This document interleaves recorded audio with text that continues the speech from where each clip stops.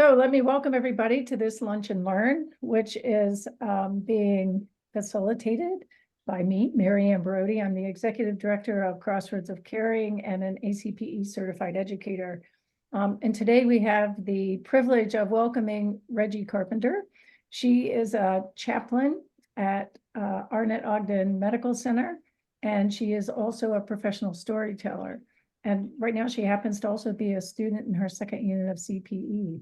So we have several different kinds of connections with her. And Regi, I just want to welcome you to this Lunch and Learn, and I'm going to give the floor over to you. Thank you, Mary Ann. Talk about your story. So unlike other Lunch and Learns where someone may have come on to share some clinical or educational efforts, I'm going to be sharing with you my story of when I was a 16-year-old and institutionalized in a mental hospital, and how the process of telling that story helped me recover and heal. Okay, so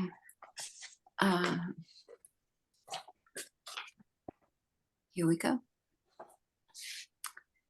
My 8th grade social studies teacher waltzed into the classroom one afternoon and announced, "Hey kids, did you know that 1 in 4 adults is gonna suffer a nervous breakdown?" And then his eyes scanned the room and locked onto mine. Oh no, I thought, it's inevitable. And with the way things are going, I think I should just get mine out of the way early. So over the next 3 years, a mudslide of bad judgment met a mountain of misfortune, and something inside of me just snapped. When I was 16 years old, I experienced severe mental illness.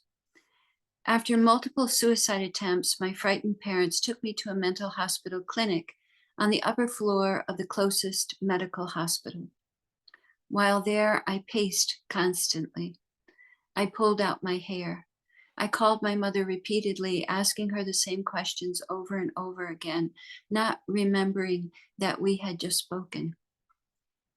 When the art therapist asked me to make a pattern with small, different colored tiles, I was overcome with exhaustion, paralyzed with the choices, and unable to make any order out of the tiles strewn before me. When I found myself one morning in a dark closet, my therapist was trying to coax me out. I emerged from that dark cocoon of confusion. The doctors told my parents I needed more intensive long-term care than they could provide, and arrangements were made for me to be committed to Southwood, the adolescent unit for troubled and disturbed teens at the St. Lawrence Psychiatric Hospital in Ogdensburg, New York. How did I get to that point when I was just 16? It didn't happen overnight. Instead, it was a long and complicated journey that was intertwined with family dynamics and events. Southwood was made out of curving red stone with 2 turrets on either side, a slate roof, and bars on the windows and doors.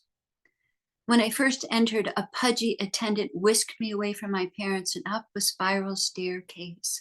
We walked down the hallway and past a series of rooms. There was a dentist's office, a doctor's office, an electric shock therapy room. There was a padded cell with a straitjacket hanging on the doorknob. And then we got to the 5th room. The 5th room was a plain, unadorned room with 2 uncomfortable chairs in it. It was in the 5th room that I would meet my salvation when I was introduced to a tall, freckled, red-haired, red-bearded man with big hands and huge feet. He said, "Hi, my name is Jim Flounders. Flounders, like the fish. I'm your therapist." There were other girls and boys in Southwood. We were all between the ages of 12 and 18. We had separate wards divided by a long hallway where no fraternizing was allowed. We weren't allowed to wear our own clothes or go outside. We didn't have gym class, and our usual evening meal was cream chip beef on toast, also known as shit on a shingle. We could watch television in the day room, listen to the radio, and play records on our portable hi-fi. Carole King's "You've Got a Friend" was followed by Jethro Tull's "Snot is Running Down His Nose." It sounds fairly Dickensian, doesn't it? Well, it was in many ways. There were the first days of lithium that made us drool and walk in a stupor, straitjackets, and something called the sheet. Now, the sheet was the harshest punishment we could get. If we were too excited or acting out, we were put into straitjackets, tied to a bed, and then covered with thick canvas sheets.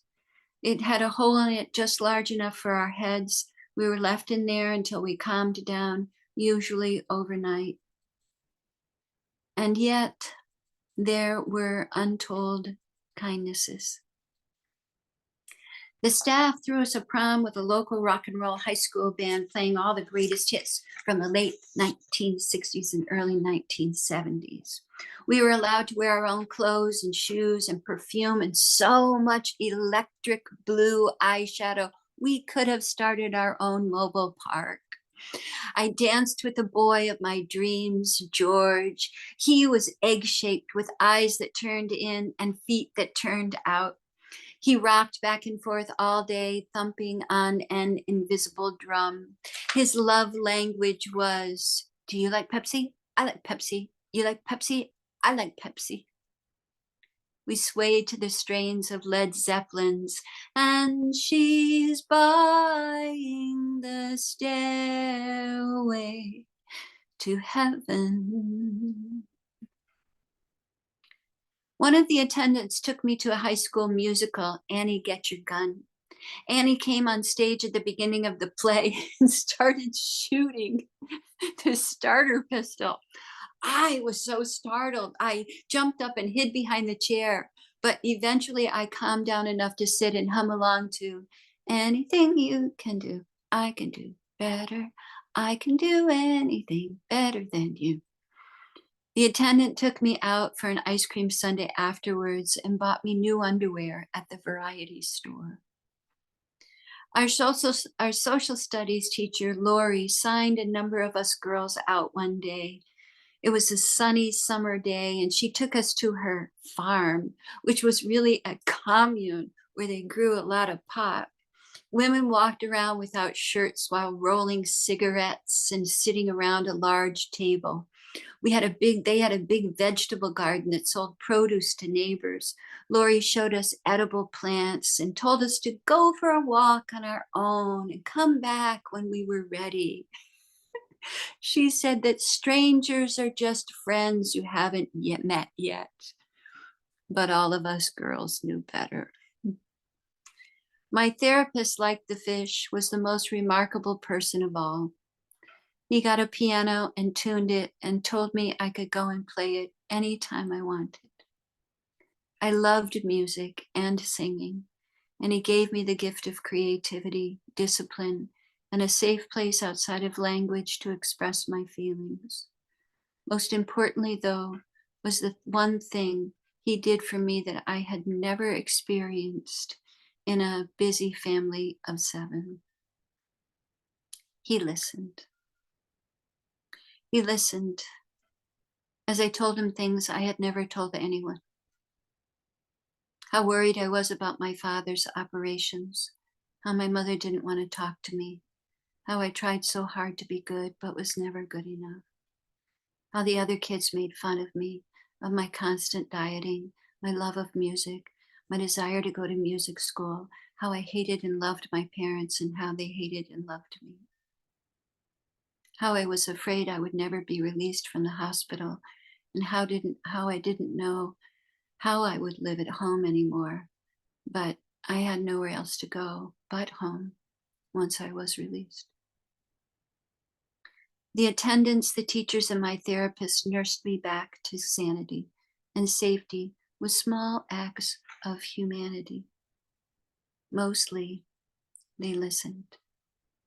And that's something I never got in a therapist's office or with a spiritual director, a priest, or even my closest friends. Dave Iskay, the founder of StoryCorps, writes that listening is an act of love. Listening, true listening, led to my freedom.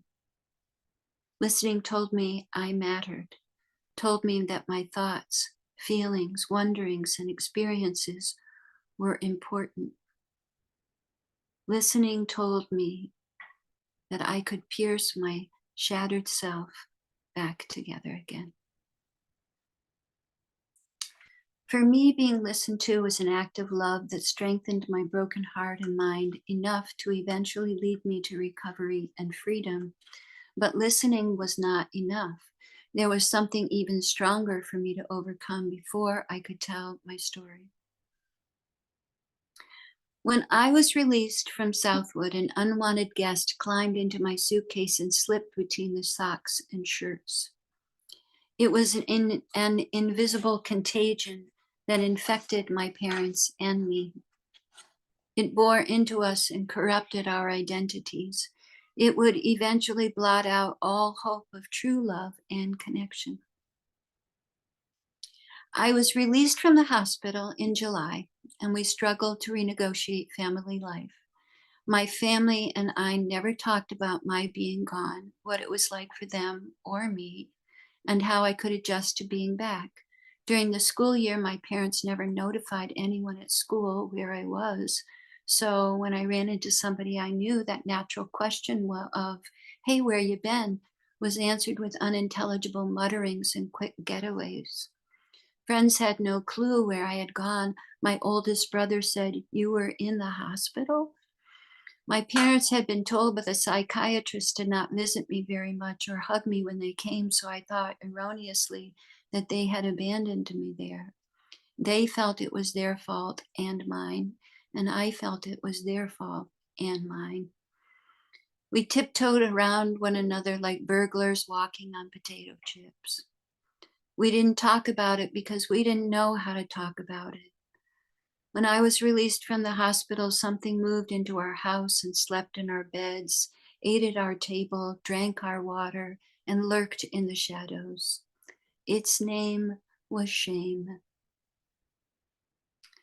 My parents and I moved in separate orbits of confusion and shame. The silence that shame needs to grow in became more profound as time passed. I was now the crazy one, forever defined by those months I spent in Southwood. Being hospitalized became the singular story of my life from the time I was admitted until I was 48 years old. How are you doing? You doing okay? Okay. Chimamanda Ngozi Adichie is a Nigerian author of the best-selling book, The Things Around Your Neck. She has an amazing and insightful TED Talk called The Danger of the Singular Story. In it, she speaks about how Africans are portrayed by a singular story that others use to define them. A singular story shows a people as only one thing, and that one thing is what they become in the minds of others. But what of the singular stories we tell ourselves, the ones that overshadow our complexities and paint us to ourselves as one thing? When we are stuck in that singular story, whatever it might be, it's like a loop that won't let go. It becomes the only story we can tell because it takes up so much room in our psyche. The many other stories that define and express us are drowned out. Adichie says stories are defined by power, who tells them, how and when they are told, and how many stories are told. Power makes the single story the definitive story of that person or country. When we insist on a singular story to define a person or a people, we flatten the complexity of our identity, and it robs people of their dignity. Stories matter because they humanize us and repair our dignity.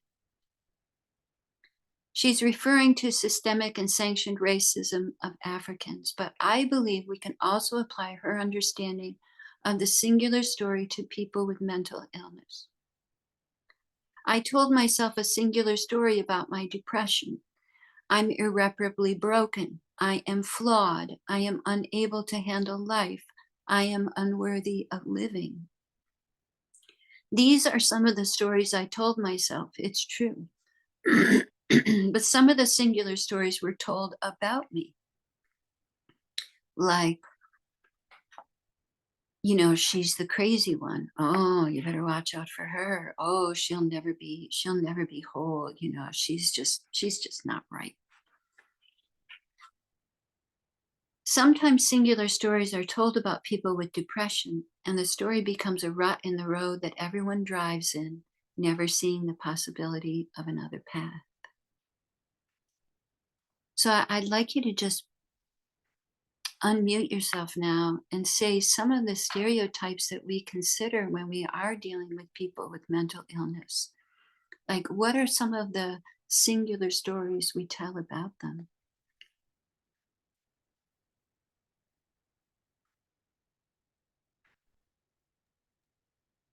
I think sometimes we say they're broken Mm-hmm.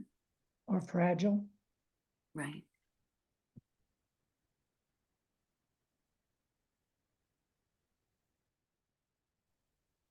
I think there's sometimes a assumption that if they're dealing with mental health, that they're not capable and or competent in other parts of their life. Exactly. I think sometimes in healthcare, we tell stories for ourselves about patients that, you know, they're not healthy, but the almighty healthcare professional is a healthy person. Yeah, that's a great singular story.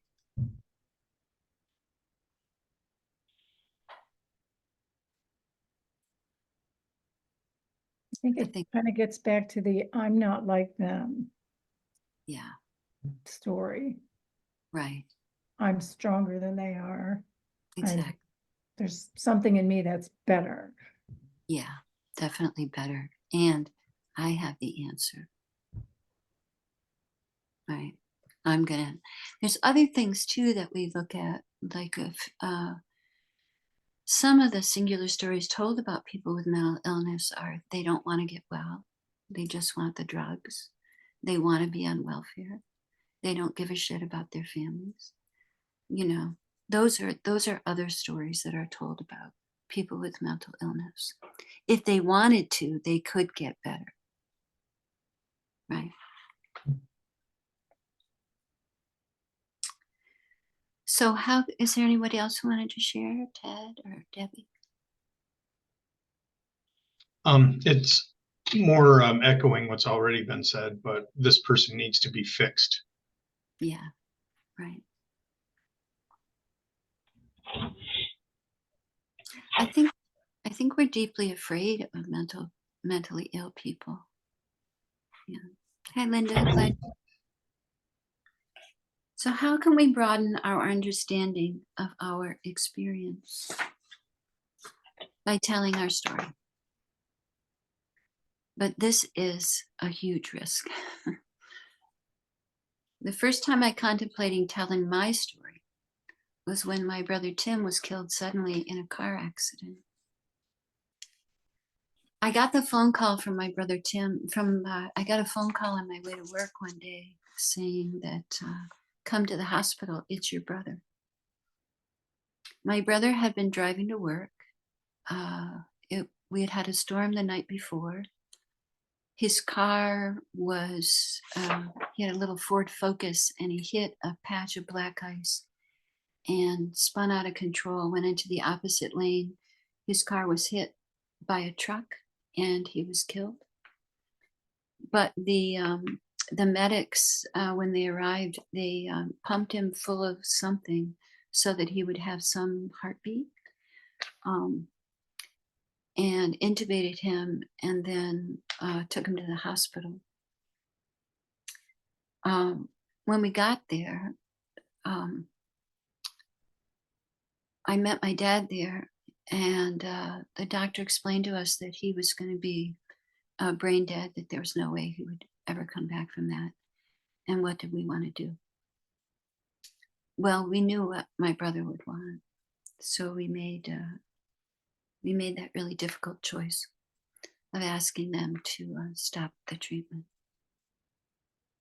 I want to tell you about my brother Tim. My brother Tim was really, really funny guy. He didn't walk, he strolled. He didn't laugh, he honked. He didn't smile, he smirked. And he had this gigantic belly, and he would grab it and he would say, "The doctor says a man my age ought to have a little paunch." My brother Tim was born breech with his legs up around his ears. And I'd like to think that that singular act of rebellion was going to define a life of uncompromising individuality. My brother Tim, he never said yes when he meant no, and he didn't say no if he could say yes. And he was a true friend to me. So, because I'm a storyteller, and storytellers have lots of funny sayings. And one of the sayings that we say is that when the storyteller is ready, the story will come. Most people say when the student is ready, the teacher will come. And for me, stories have always been my greatest teacher.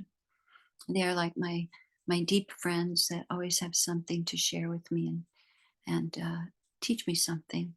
And so I don't know, I'm sure you've probably heard this story of there's a woman who has lost her only son, and she is so bereft and in such deep grief that she goes to the Buddha and says, "Please, please help me, give me a magic potion that will take away my grief." And the Buddha says, sure, I'd be happy to, but there's a secret ingredient. There's this mustard seed. You have to get a mustard seed from a house that has known no sorrow, no grief. Now, this story happened in India, and she knew there were mustard seeds everywhere. So she said, "I can do that." And she immediately set off to find a mustard seed from a house with no grief. Well, weeks and weeks went by, and the Buddha was walking down that same road, and he heard singing, he heard humming, and he looked over and he saw this woman, the same woman that had asked for the potion. And she was down at the water's edge, and she was washing clothes that clearly did not belong to her. And he came up to her and he asked her, "So, did you still want the magic potion?" She looked at the Buddha and said, "Buddha, when I went from house to house, I heard stories of such sorrow, so much pain, so much grief. I decided the best thing to help myself would be to help others." And the Buddha smiled and walked away. So I knew that one of the only ways I would help myself through my grief over my beautiful brother's death was to help somebody else. So I called up my local hospice care, and I asked them if I could come tell stories to somebody. And they said, "Oh, yes, please come. We are having a good grief day. That's a day for all kids who have lost a parent or a family member to death. They come and they gather at my local hospice care, and they have a chance to process what they've been through with other kids who have had a death in their life as well." So I don't mention to the social worker that I've got no clue what I'm doing. Now, this is the secret to my life. I have no clue what I'm doing, but I say, "Sure, I can do that." And so when I get there, oh my gosh, there's tons of kids. they're playing lawn darts that are just like sailing through the air. And there's this little yapping dog, and there's these smiling kids, and there's a spitting llama, and all that and me. And so I get there, and there's a big tent, and all the kids are coming in. They're piling over one another like little puppies. And I look out at them, and I have a moment of truth. I completely freak out. I don't know what I'm doing. I don't know. I'm just a storyteller. I don't know. Am I supposed to talk about death? Because I'm not really qualified to talk about death, but I'm not a really therapist. I mean, maybe I should, but maybe what if one of them starts to cry? I don't even know what I'm going to do. So I avoid it completely. And I tell these kids stories that I would have told any group of kids. You know, we go up the beanstalk, down the rabbit hole, out to Neverland and back again. And we are having so much fun. But on my way home, I realized that I really missed an opportunity to talk to them about their singular but personal and communal experience of grief.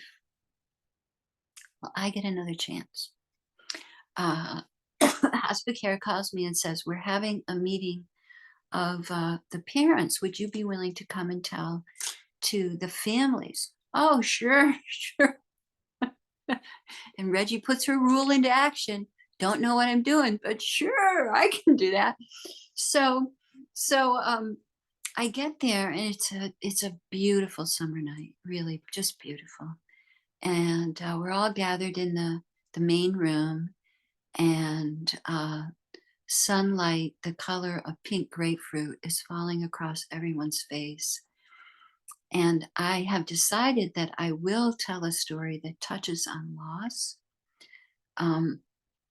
So I began telling this wonderful, beautiful, absolutely, I love this story so much, story about a young mother named Unanana.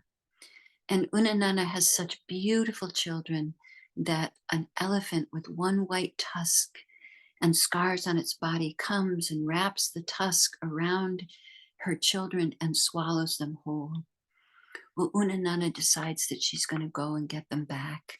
So she boils a big pot of beans, and she walks along the path, and she finds the elephant. She makes so much noise, the elephant gets annoyed, and he swallows her whole. And when she's inside the elephant's belly, she sees all the other people the elephant has swallowed whole. She sees like a little hotel, first hotel in Africa. And then she sees all these people, but she doesn't see her children. So she sings the song that she has sung to her children since the day they're born. Hondele, hondelele, hondele. Hondele, hondelele, hondele. And her children come to her, and she feeds everyone with that big bowl of beans, and then she pours red pepper on the elephant's tongue, and he sneezes everyone out. And as I am telling that story, I feel a hush in the room that happens when the storyteller has chosen the right story at the right time. We are all breathing together, and we are all experiencing this story that we all know, maybe not this particular story, but the story of loss and unconditional love and determination, and that no one can stop me, and that I am going to succeed. We are all in that story together. And when I go home, I know that something has happened, and I knew it had something to do with the story. Well, I get another chance, because life always gives you another chance to screw up. So there I am, and I get this message on my machine that says, and if I tell this story to younger people, I have to explain what a message machine is. And a phone. And so there I am, And I go home, I get this message on my machine, and I'm not changing a word. I hear, "Hi, my name is," and my phone number's, and I was wondering if you would go to the children's hospital. I will pay your gas. I can't make head nor tails out of what this woman is saying. I don't know her name, her phone number. I don't know which hospital she wants me to go to. But listen, I'm raised a Catholic. I know I'm going to fry in hell if I don't go to some children's hospital. So I just call one up. I call the social worker and I say, "Can I come?" And she says, "Sure." I don't mention her. I have no clue on what I'm doing. But, I get there at the time and she says to me, "Look, all the kids are too ill. Would you be willing to go bed to bed?" "Sure," I say. My answer for everything. "I'd be happy to." But while we're walking into the ward, she starts to tell me about what I may see. Then I may see children with moon faces, big horseshoe scars, parts of their skull taken out, tubes attached to their body, emaciated bodies. And I'm thinking, "Oh my God, what have I done? I am just a storyteller. I don't know what I'm doing, and I don't think I can handle seeing a dying child." But when I get in there, the first little boy that I see, he he looks great. I mean, he looks fine. And he says, I'm going home today." And I said, "Wow, that's terrific." And what I learned is that his parents have been there 24/7. They have other children. They've taken turns. The sickness doesn't happen just to the child, it happens to the family. And so he tells me he likes giants. So I tell him a story about a giant where, um, the little boy vanquishes, and it's not a huge reach to realize that the giant is cancer and that the boy is getting well and that he's going to go home.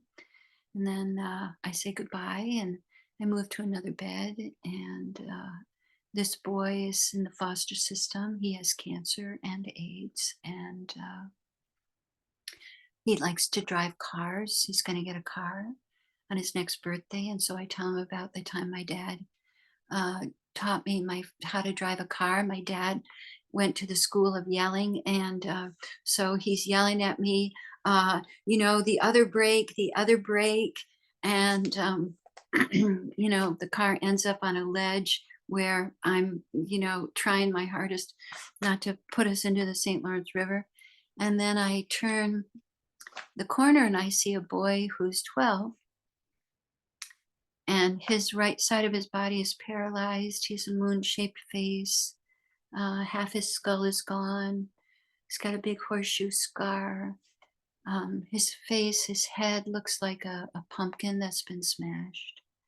And his brother's sitting next to him. His brother's 17. And he's stuffing those little miniature Chips Ahoy cookies into his mouth.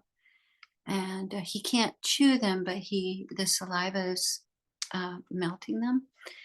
And I introduce myself, and then I say, "What does your brother like?" And he says, "Well, my brother loves cookies." So I tell him a story about a little girl who loves cookies so much she turns into one. And he can't laugh, but he aspirates like, so the cookies go spraying into the room. And then when he's done, his brother said, "Oh, he really liked that one. Tell him another one." So I do. And I tell him another one and another one and another one and another one, because this boy is not going to go home and he's not going to learn to drive a car. And I'm going to be the last storyteller he probably meets. And then the social worker comes and she tells me it's time for me to go home.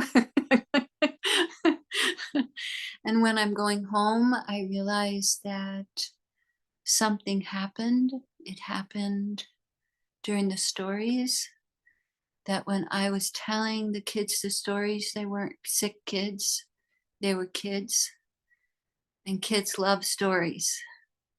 And that when I was telling them stories, we were connected, and they were remembering what it was like to eat food and be outside and play with their friends and to be held by their parents and their siblings and someone who loved them. That's what stories do. That's what stories do. Well, that was a really long time ago. And I never wonder now when I go in to visit a sick kid, what story do I tell? I never wonder that. There's 1,000 stories.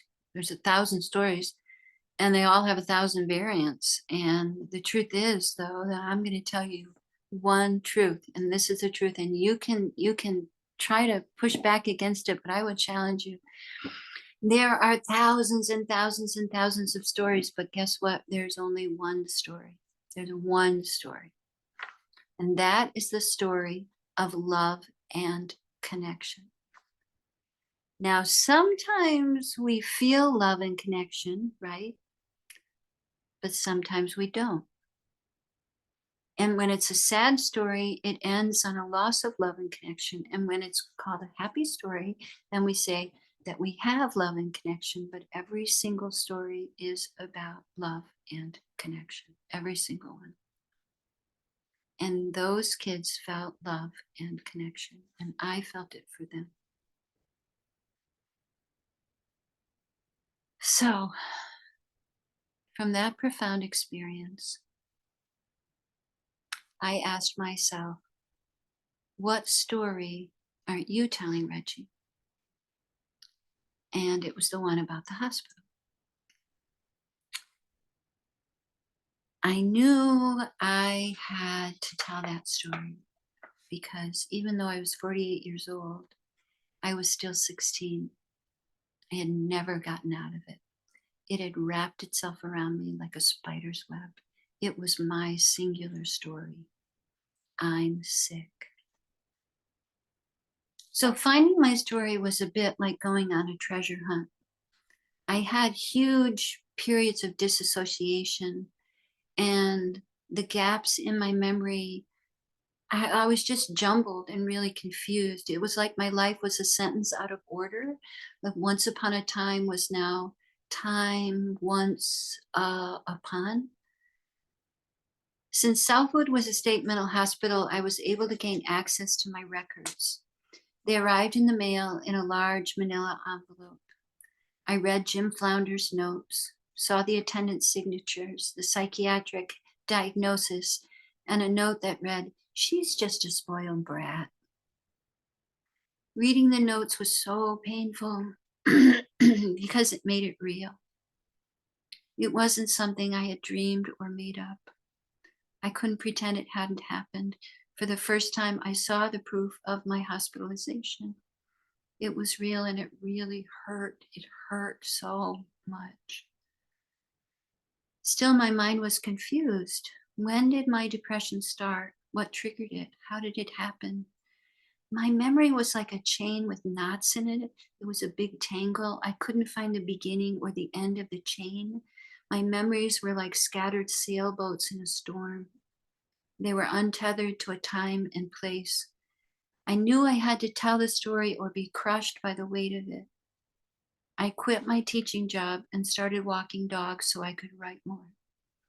I spent 60 hours a week for 2 years just looking at the records and asking my memories to come back to me.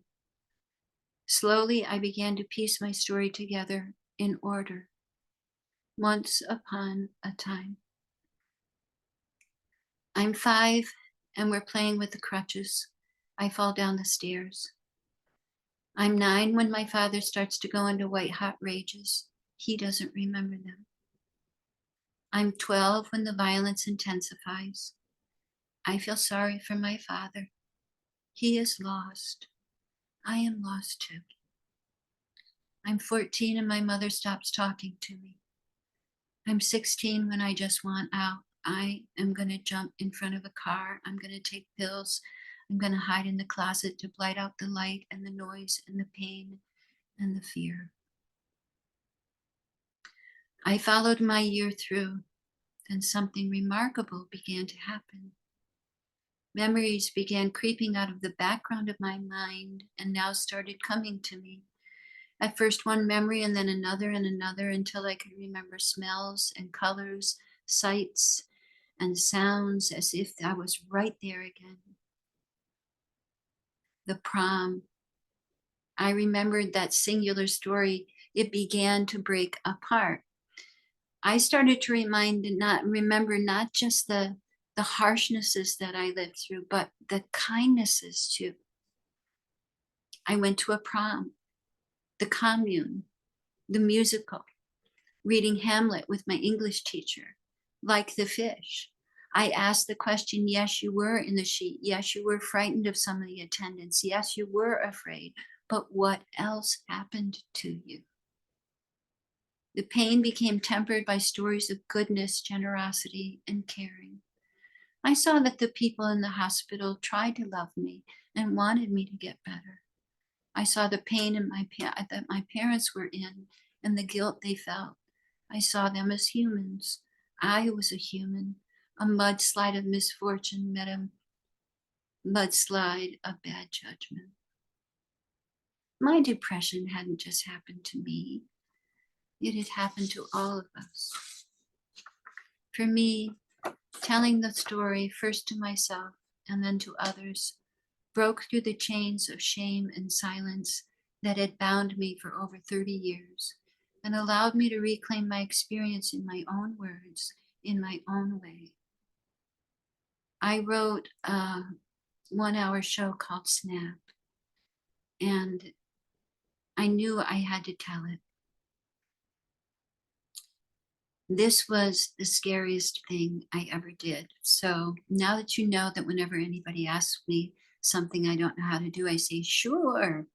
Well, I could have invited a couple of people over to the house and just told them, but oh no, I knew I would back out of it. So I enrolled myself in the Boston Storytelling Slam, which is a competition that happens all throughout Boston. Hundreds of people. Anyway, I knew if I didn't have to do it, I wouldn't do it. I created a 5-minute version of the story. I drove to Boston and hoped my name was chosen out of the hat. Now, you're not guaranteed that you're going to get a space there. You have to hope your name gets chosen, and my name was. So I stood up in the white and went to the microphone. I started to sweat. The audience went in and out of focus. I was trembling. What will they think of me? Will people look at me differently now that they know my story? Those were some of the thoughts going through my mind. And here's what I heard after I told my story.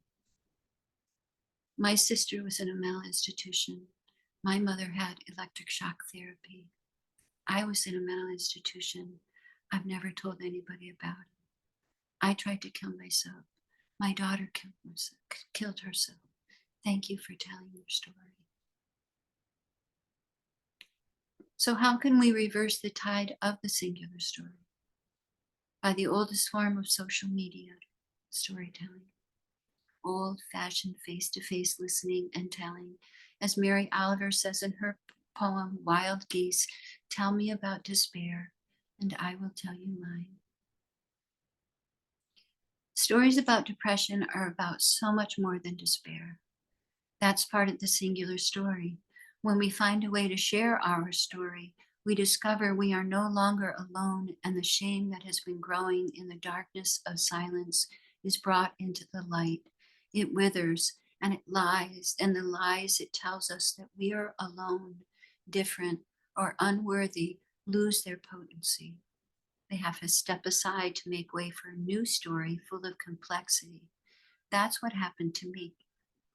I couldn't have anticipated that I would see myself differently after telling my story than I did at the beginning, that I would feel compassion and gratitude, understanding and sympathy for myself and my parents. At first, I just wanted to know what my story was, and now I do. Now I know that I am a complex person with a history of severe mental illness who accepted the help and caring from others to share my story in the hopes that it would bring hope and strength and the very real understanding to others who may be suffering from the same, that recovery is possible, one story at a time.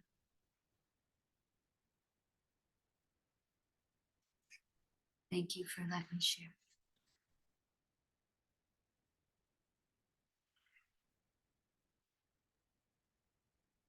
Regi, thank you so much for sharing that story. It's powerful. Would it be all right if we have some time? Shall we do our IPR? No. No, but to hear some reflections or Yeah. insights, maybe that people have gleaned, or remembrances, sharing of their own. Yeah. Would that be all right? Please do. So we'll just open it up here to those who are present. Anything you would like to share or say?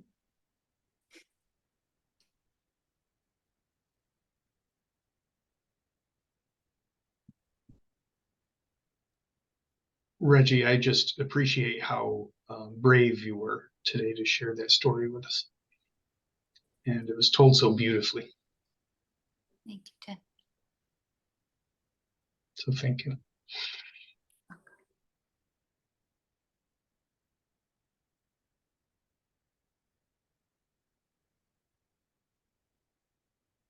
Angela, were you gonna offer something? I do want to say thank you.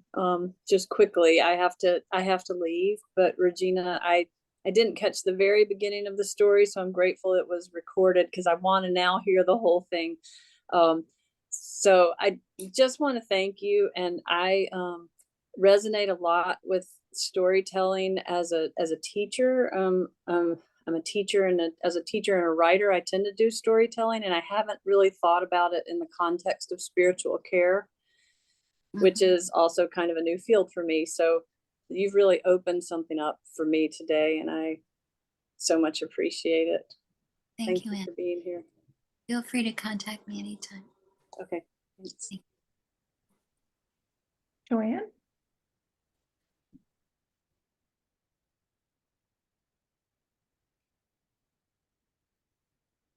Joanne, you're still muted.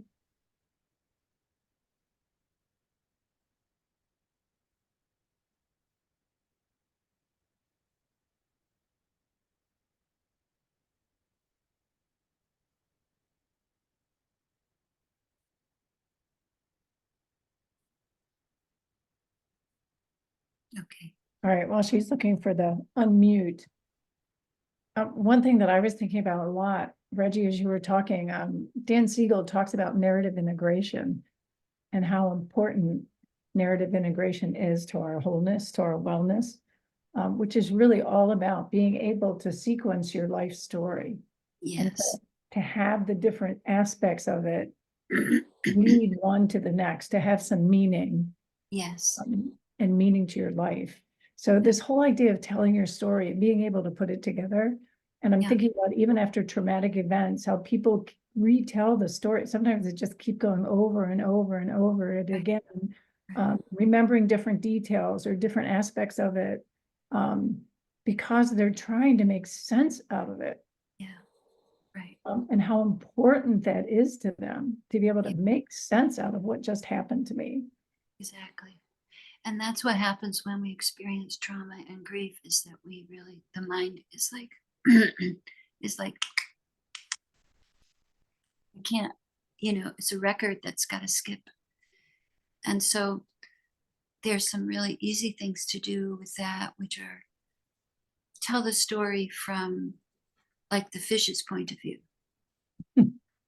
so that you can get a little distance. Tell the story in third person so you can, so it's not as personal, it's not as traumatizing, that always really helps to tell it in third person. Hi, Debbie. Hi, Regi. Thank you for this. And, you know, I've heard you speak before, but every time I hear you, I learn something new and I'm inspired again. I just want to say I have many thoughts about working in, like when we get a chaplain consult request from behavioral services, there are all these protections, some of them built into the computer, just even accessing the records, and going into a unit. There, the impression is this has to be extremely secure so that no one gets out because it's dangerous. And I understand those things, but I also feel like they add to the shame aspect of mental illness. Yeah. Because somehow that information is less, has to be more protected. It's more sensitive than someone in a bed because they have had a heart attack or whatever. And I just wondered if you could comment about that. Well, I can only share my experience, and that was that, we all felt we were being punished by being there. And we were. Some of the girls were definitely being punished because we were minors and we were being, we had been signed in by our parents, and we were kept away from other kids our age,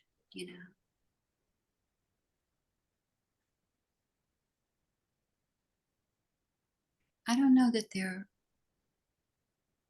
it's so complicated because part of the singular story of mine was that now, I hope I don't sound too weird, but I sort of was the fall guy for everything that was wrong in the family, so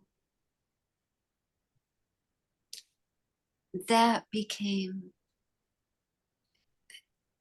the family was able to stay kind of pure, right? Because it all was about me. It was all on me. Instead of it didn't just happen to me. I just somehow absorbed it and couldn't cope in any other way. So,